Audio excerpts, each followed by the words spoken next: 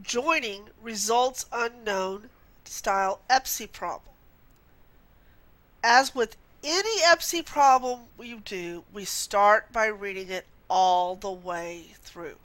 Michael had 145 stamps. He bought 17 more. How many stamps does Michael have now?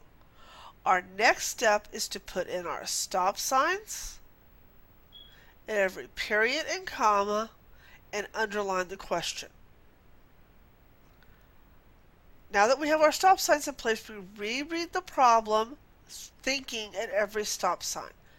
Michael had 145 stamps. That's what he began with. He bought 17 more stamps. 17 more. So I've got the beginning, I've got the change. How many stamps does Michael have now? I'm looking for the results.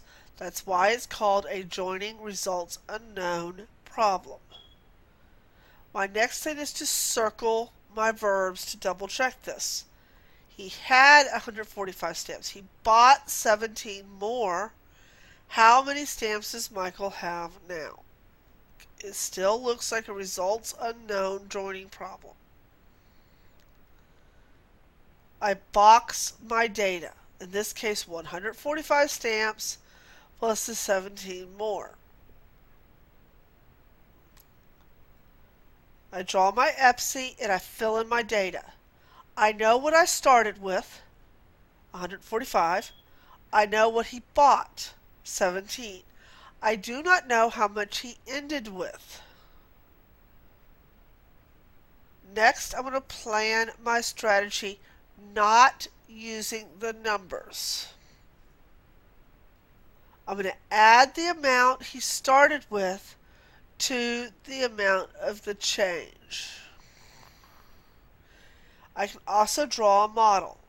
Look carefully at this model because it'll be important when I'm working my problem. So here's the equation. 145 plus 17. Now look at the model and look at the basic addition right here.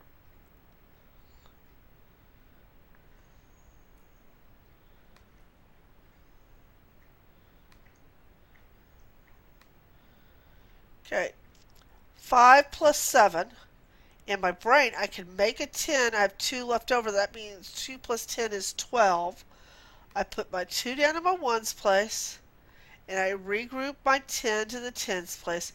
10 plus 40 is 50, plus 10 is 60. Plus 1 plus 0 is 100. So my answer is 162. Now, how do I write that in a statement? Michael now has 162 stamps.